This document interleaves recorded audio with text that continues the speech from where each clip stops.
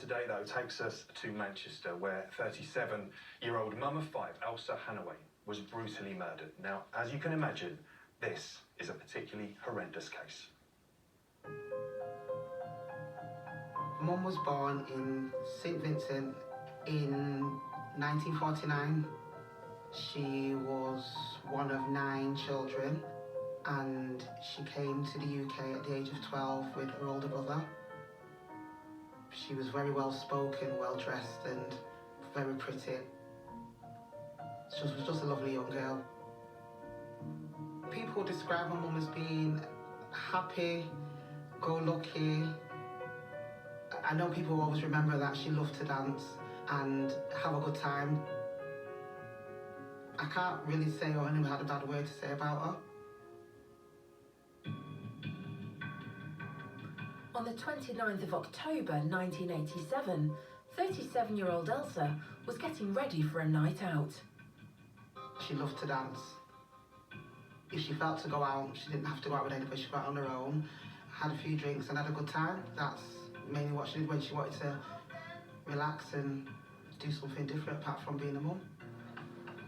And I think she left out about 9, 10 o'clock. And that was the last time that I saw her.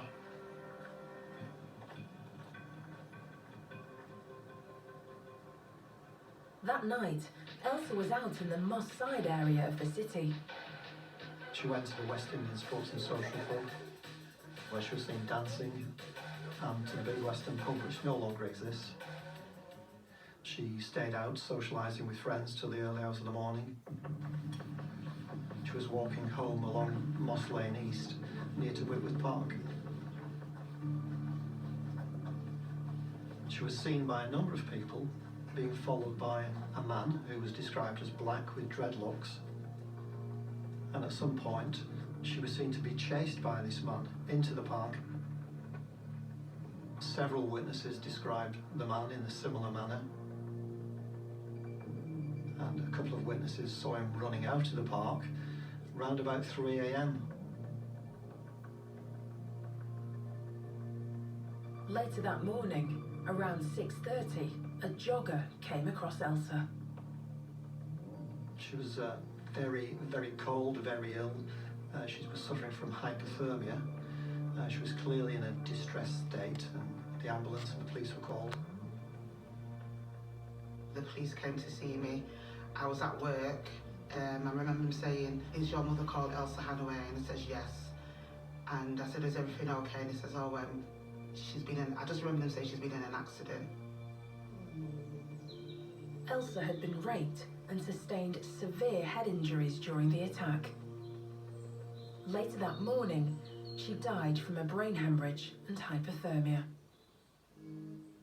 It was very emotional because we didn't know what to do. I remember just sitting there just thinking, this is not real. I remember the TV was on and she came up on the news. Mrs. Hannaway left here shortly after 10 o'clock last night. For 5 hours, she lay naked in Manchester's Whitworth Park after being raped, kicked and beaten.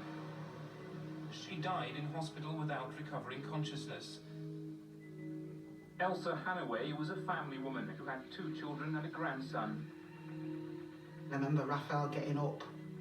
He was just like the apple of her eye. He called her mummy, even though he knew I was his mum. And he walked over to the TV and went, "Mummy." And, sorry,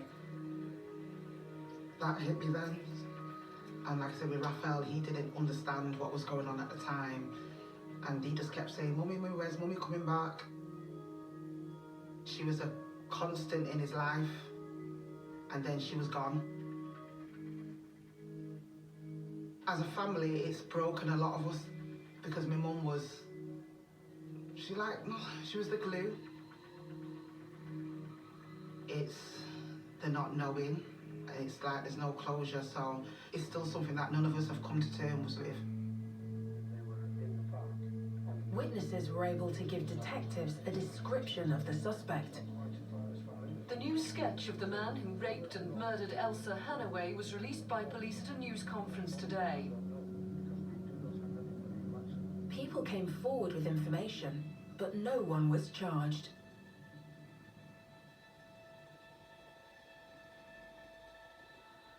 The investigation by Greater Manchester Police was huge. There were about 125 detectives working on it. Even with all that staffing and intense investigation, it all came to a dead end. No CCTV in the area of the park at the time. DNA was in its very early stages. There wasn't a DNA database fully established. There were limited opportunities to progress the case at that time. So it involved getting information or intelligence from the local community. At the time of Elsa's murder, it's probably fair to say that the relationships between the police and the community locally wasn't as good as it could be. But times have moved on now, so that's who we're appealing to now. Clearly there is someone out there who thinks they've got away with murder. There's somebody out there that needs to be brought to justice. Even though it sounds like a long time ago, 35 years, to us it's not. It's like yesterday. It's like the same thing, just a repeated day. Knowing that someone done that to her, I couldn't get my head around it, and I still can't. From how she was treated and left to die, and the hope is that one day he'll be caught and justice will be given to my family for our mum.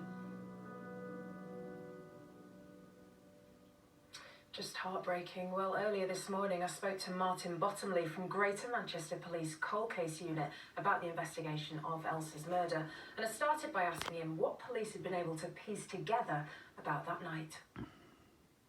Well, we know that Elsa was out socialising that night. She went out, she loved dancing. She used to go to the West Indian Sports and Social Club, which she did on that night. And then she went to the Big Western pub and made her way back to the Sports and Social Club, where she was seen about 1:15. Around about 2:15 in the morning, she was seen near Whitworth Park, and there was a man following her and then appearing to argue with her. And then later on, a witness saw a man running away from Whitworth Park about 3:30 a.m. But it wasn't until half 6 in the morning when Elsa was found very seriously injured. She'd been battered and beaten, and unfortunately she died later that morning in hospital. It's just awful, Martin. So you've got a very clear timeline of events there. What do we know about the attacker? Well, we know he's a West Indian male. He was about 5'9" to 6 foot, probably in his early 20s to 30s. So that would make him about 50 to 60 now, probably. He had the beginnings of a beard, but he had long shoulder-length dreadlocks, and as you can see from the photo of it, he was wearing a hat, and that was in the distinctive red, gold and green colours of a Rastafarian, Jamaican colours. Now, people did come forward with information at the time, but you also believe there are a lot of people that may have been reluctant to give information to the police in the past. Yes, there probably was some reluctance. People weren't as willing to contact the police then as they are now, but we're now launching a £50,000 reward for information which leads to the arrest and conviction of the killer. And it's important that we never give up on cases like this. This case must be solved both for Elsa's family and also to bring the killer to justice. He must be found. Absolutely. Martin, thanks so much for joining us. Thank you.